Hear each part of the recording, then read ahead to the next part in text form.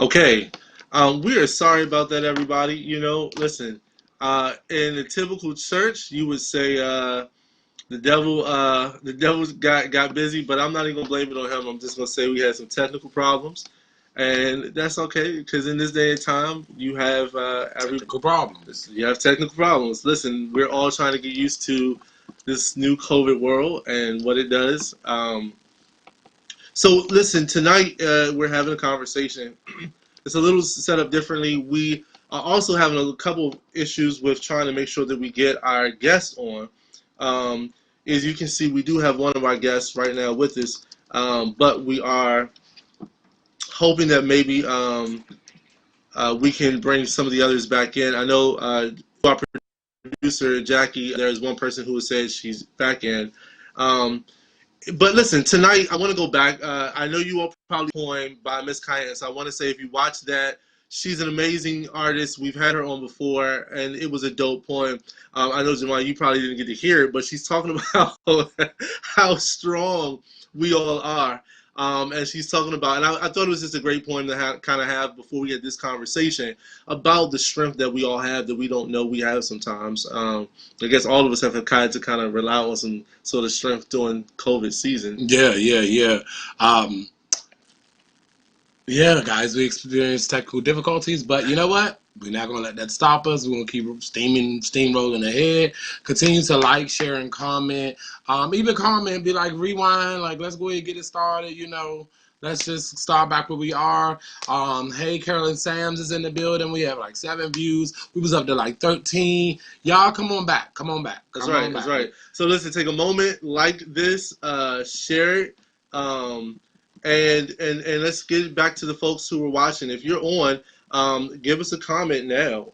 We love to see that you're on. As we tell you, we're just trying to let everyone come back in. You know what? Listen. Listen. There it is, right there. Bam. You know what I'm saying? There it is. And God is good all the time, and all the time. God is good. That's the church of the unchurched church part. So I see Helen Ellis is there. And so anybody else who's on, just, like I said, go ahead and share this to your page. Let people know that we're back. And let's go ahead and get into the conversation. Let's get into the conversation. Let's talk. We took enough time. Let's talk. Y'all ready, panel? Ronnie Booz. That's how you say last name? Yep. Booz. And Minister Margie Matthews is on here with us tonight. Hey guys, welcome back after our brief commercial break. A moment, what they say on TV, a moment from our sponsors. And we had that, and in other terms, Minister Murphy legislated. Murphy's Law. When everything you think gonna go right, some always end up going wrong. So let's just go ahead and get started. Hey guys, just introduce yourselves. Let's go ahead and show some chivalry. Ladies first, and then Ronnie, you follow up, okay? Just why don't you give us your name? Cool. Oh, I'm sorry. I didn't hear you. I'm sorry. What you doing? Good evening, everybody. I'm Minister Margie from Hopkins United Methodist Church in Highland, Maryland. Now, if you don't know where that is, it's in Howard County, outside of Columbia. In the neighborhood I'm originally from, and it is so good to be able to come on and share with you this evening. Thank you so much for that. Thank you so much. And Ronnie? Okay, cool. Yeah. I'm Ronnie Booz, and I'm from DC. Grew up in District Heights. DH. And I appreciate the invite from we all have busy me to do. I mean, I had to, so I'm glad to be here. Hey, Go listen. ahead. Come on back in. Yeah, no, listen, I was gonna say, man, listen, thank you so much. Listen, people don't know how much it took to make sure that this tonight happened, and it's still taking a lot to make sure that this tonight happens. Right. But I'm happy that you're on. You know what I'm saying? Sometimes I'll go a little cliche. They say it must be a good thing about to happen, because or somebody is mad or something is affecting it. So I'm just glad to have you guys on. Listen, we're talking tonight in this title called From Prison to purpose. And the one thing that you both share in your lives is that you have been in the system. You have experienced what it's like to be an inmate in our system here in America, or more clearly, you've been a prisoner in prison before in our country. And so, why don't we start with you, Minister Matthews? How what was that like? You don't have to necessarily tell your age, but were you a young girl? Were you a teenager? What was that like? How did that come to be? What had happened that got you, placed in the system? Actually, I was an adult when I became incarcerated. I am now 57 years old and not ashamed to say so. I was 45. Mm-hmm. Yeah. I was Mm-hmm. 45 years old, and praise God, my children had already grown up out of the house, and I had a white collar crime. Let's just say a white collar crime, writing checks, and was incarcerated. And the prison sentence started in Howard County. First time offense, I've never even crossed the sidewalk sideways before. So it was my first time in the court system, first time getting in trouble. I have a perfect driving record. That's how good my record is. However, however, when you go into a system, once I got into prison and talked to other people, they were like, "Oh, if you were in Baltimore City, you would have got probation for that." I said, "Well, I was Wow. in Howard County." Howard County. So they Mm. planned me. The minimum sentence could have been probation. Maximum sentence could have been 15 years. They gave me 7. With 7 Wow. years, you will go to prison. There is no going to, the jail and just coming out in a few months. It's prison time. And I did my time at the women's prison in Jessup. Now, the women's prison, the only women's prison in the state. So you have everybody from minimum security to maximum security, everybody all mixed in. So you have lifers, you have people who did crimes such as mine, and everything in between. The sentence was harsh for what I did. It was a bit extreme, but I have no regrets. Once I got into the prison system, I saw the disparities and the differences between the sentences in talking to other people, and I learned a lot. That's good. That's good. So, okay, you were dope. Ronnie, how about you, man? Mm-hmm. I know a little bit of your story just because I just want to share that Ronnie and I grew up as next door neighbors. So I was around when what happened with Ronnie happened. But please, brother, go ahead and share your story, man. Okay. Well, my story is a little different. Um, you know, I never been in trouble until that one day. I was a teenager, um, 17 years old, and I got into a couple of bad situations, and I didn't have, my decision making skills was just terrible, to say the least. And you know, things got out of control, and before I knew it, the judge was giving me 30 years. You know, Wow. and yeah, and I was sent off to prison as a teenager, and someone family was grieving. So along with my family, because they didn't around anymore. So yeah, it was a tough thing. I didn't have my parents or my big cousin or nobody to help guide my life. I had to figure everything out. I was still a Mm. juvenile, but that didn't stop them from putting me in a system with all adults.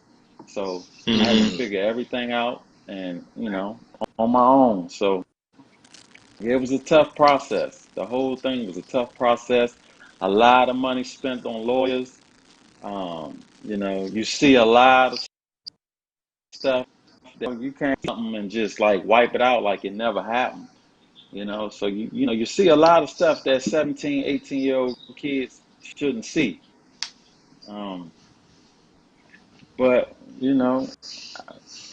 I made it out, and I did like 14 years before spent some more money and got my original sentence um, modified, so to speak. And I came home like 12 years earlier than I was supposed to. So, Oh, wow, you know, that's good. um, So wait, yeah. So I got a story too. I'm gonna go ahead and tell it. So, we would like to hear it. look, just so we know, everybody done been in some type of situation. Some years back, I was in a tumultuous relationship, to say the least. And me and my significant other got into a fight, and this was the baddest fight ever. It was abusive, and so being in my pride and all my like hurt and crying, I was like, I'm gonna call the police because I'm gonna watch them take you out of here. Needless to say, I didn't know the laws of the land in DC. They took both of us out of there. Um, and I spent a night in jail. I know that's nothing compared to you guys, but that was traumatic for me. So I know what it's like to be in them Yeah. cuffs, and I know what it's like to go to Central Cell and the roaches and the smells and the people making loud noises and the fingerprinting and the dehumanizing Yeah. of yourself and standing in front of that camera and taking that picture. Luckily to say, they let me out. I was in there talking to people I did not know. They was like, "Oh, you gonna get out with no papers?" I was like, "What is that? What is no papers?" They was like, "No papers." I was like, "Okay, well, whatever that is." I had to bend and cough and do all that too. I was so naive of the process that when we actually got set free, we didn't even know that we were free. It was like, don't take your hands from behind your back until you get through the fourth doorway. And we got through the fourth doorway, and everybody went their separate ways. And we like, what's going on? They're like, you free. I'm like, oh. So that's my story. I'm gonna share part of my story too. So you wanna go into the questions? Yeah, so it's interesting, Ronnie. Because I know a little bit about you, man. I want to sort of paint this picture though, because you know, as you said, right? Like after your crime, there was a family that was grieving, but your family was grieving too, even though it was lost, right? They lost you to the system. But I want you to paint, right? Like, and I'll ask you, like, Hold up. this Your is phone it? Are breaking you up. the so it was just Oh, it was hold just up. automatic for you to do all that type of stuff? It was hold up. The phone was breaking up. So can you the middle part? I heard the beginning and the end. Just give me the middle part of what you said. Like it was breaking up. Right. It's frozen now. It seems like the Frozen. broadcast is frozen. We're going to stay live. Family, what we It's need you to do is share, share, share. Like and share. Um, Ronnie and Margie, um, it, your story is a yes. story that Okay. most. I can see you. Okay. Yeah, I'm the producer, so I'm just holding on. I'm keeping everything going. This is Jackie. So I wanted to keep the live going, but Javon and Ramon, their device has frozen, but we don't want to stop the broadcast. Have you encountered many people with your story, Ronnie and Margie? You guys can answer the question.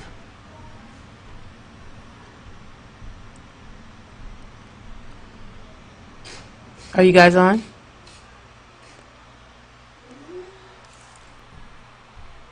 Y'all still there? Yes, we're here.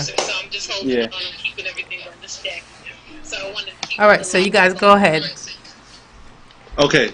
The devil's Okay. busy. Listen, I don't know what's happening tonight.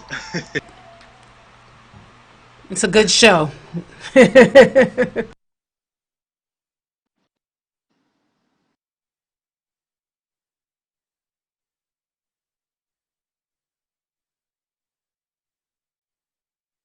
Okay.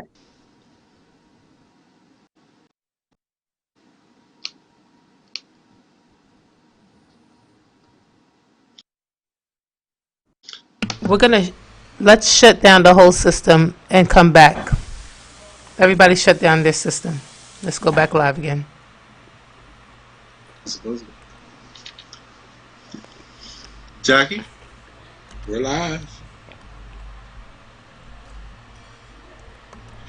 You know what? We're going to shut down the whole system for everybody. Everybody shut down devices and let's go back live again.